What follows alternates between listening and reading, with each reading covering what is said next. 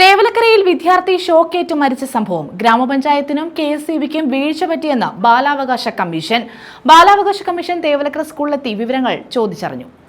തേവലക്കരയിൽ സ്കൂളിൽ വിദ്യാർത്ഥി മിഥുൻ ഷോക്കേറ്റ് മരിച്ച സംഭവത്തിൽ സ്കൂൾ സന്ദർശിച്ച് ബാലാവകാശ കമ്മീഷൻ. അപകടത്തിന് കാരണം നിരുത്തരവാദപരമായ സമീപനമാണെന്ന് ബാലാവകാശ കമ്മീഷൻ ചെയർമാൻ കെ.വി. മനോജ് കുമാർ പറഞ്ഞു. വിഷയത്തിൽ കെഎസ്ഇബിക്ക് കൈകഴുകാനാകില്ലെന്നും ഫിറ്റ്നസ് നൽകിയ പഞ്ചായത്തിന് വീഴ്ച പറ്റിയെന്നും ബാലാവകാശ കമ്മീഷൻ ചെയർമാൻ കെ.വി. മനോജ് കുമാർ അഭിപ്രായപ്പെട്ടു. ഇതോടൊപ്പം തന്നെ തുടരും, അതിലൊരു വിട്ടുവീഴ്ചയും ഉണ്ടാവില്ല. നിലവിൽ കുട്ടികൾക്ക് പഠിക്കാൻ സ്കൂളിലേക്ക് വരുമ്പോൾ നല്ല അന്തരീക്ഷം ഉണ്ടാവുക, ഈ ലൈൻ പോകുന്നുണ്ട് എന്നുള്ള ഭയം അവരിൽ നിന്ന് ഒഴിവാക്കണം. അതിനുള്ള അടിയന്തര ഇടപെടലാണ് ഞങ്ങളിപ്പോൾ നടത്തിയിട്ടുള്ളത്. അതിൻ്റെ ഭാഗമായ നടപടികൾ ചെയ്യും. മറ്റ് നിയമപരമായ നടപടികളെല്ലാം അത് അതുപോലെ തന്നെ ആരൊക്കെയാണോ ഉത്തരവാദികൾ അവർക്കെതിരായിട്ടുള്ള നടപടികൾ, പോലീസിൻ്റെ നിയമപരമായ നടപടികൾ, ഇതെല്ലാം കൃത്യമായ രൂപത്തിൽ മുന്നോട്ട് കൊണ്ടുപോകും. തീർച്ചയായും അതങ്ങനെ തന്നെയേ നടക്കുള്ളൂ. അങ്ങനെയല്ലാതെ നടക്കാൻ പറ്റില്ലല്ലോ.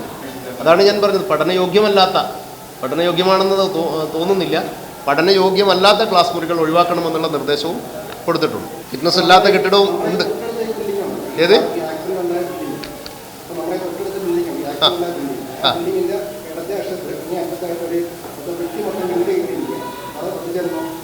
കുട്ടികൾ ഉണ്ടായിരിക്കുന്ന എല്ലാ സ്ഥലങ്ങളും സുരക്ഷിതമായിരിക്കണം. ഈ സാഹചര്യം അധികൃതരുടെ ശ്രദ്ധയിൽപ്പെട്ടിട്ടില്ല എന്നത് വീഴ്ചയാണ്. പ്രശ്നം പരിഹരിക്കാൻ ഒരു ദുരന്തം വേണ്ടിവന്നു എന്നത് കഷ്ടമാണെന്നും പഞ്ചായത്തിനും കെഎസ്ഇബിക്കും വീഴ്ച പറ്റിയെന്നും കെ.വി. മനോജ് കുമാർ പറഞ്ഞു.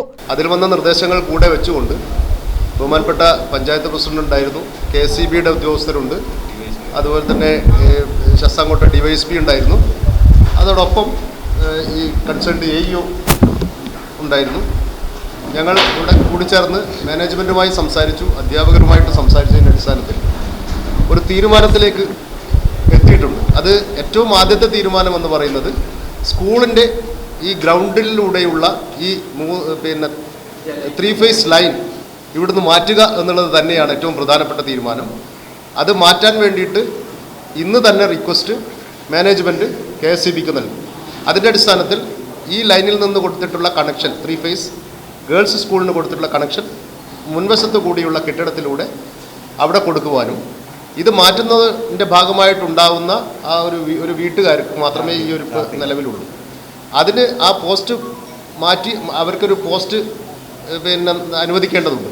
അതിനാവശ്യമായ ചെലവ് സ്കൂൾ മാനേജ്മെൻറ്റ് വഹിക്കേണ്ടതാണ്.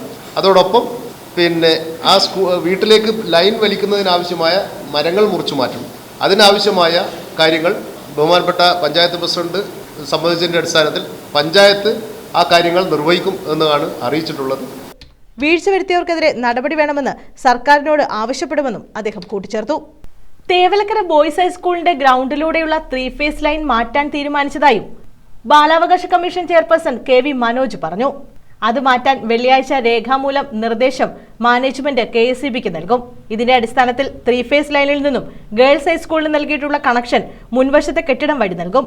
ഒരു വീട്ടിലേക്കുള്ള കണക്ഷന് വൈദ്യുത തൂൺ സ്ഥാപിക്കുന്നതിനുള്ള ചെലവ് സ്കൂൾ മാനേജ്മെന്റ് വഹിക്കണം. അതോടൊപ്പം ലൈൻ വലിക്കുന്നതിനുള്ള സൗകര്യം ഗ്രാമപഞ്ചായത്ത് ഏർപ്പെടുത്തും. ബാലാവകാശ കമ്മീഷൻ അംഗം ഡോക്ടർ എഫ് വിൽസൺ, ജില്ലാ ശിശുക്ഷേമ സമിതി സെക്രട്ടറി ഡി ഷൈൻദേവ്, ശിശുക്ഷേമ സമിതിയുടെ മറ്റുദ്യോഗസ്ഥർ, panchayat president Varghese Tharakan, AEO TK. Anitha, PTA president Jose Antony എന്നിവരും ചെയർപേഴ്സണൊപ്പം ഉണ്ടായിരുന്നു. News bureau, Chavara.